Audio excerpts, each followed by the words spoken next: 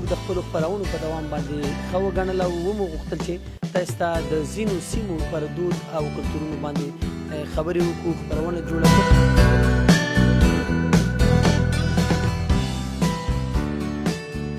پخوا خو ډېر ښه دودونه وو، اتفاقونه هم په خلکو کې وو، مشران هم ډېر د یوې ژبې مشران.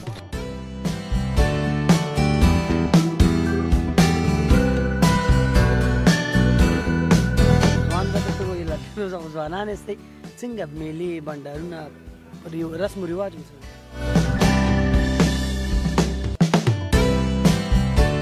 چې مشران نه کوم څه اورو هغه لږ ساده و، خوندور و. اوس لږ مصروفیتونه هم ډېر شوي دي، هغه ډیجیټل وخت دی.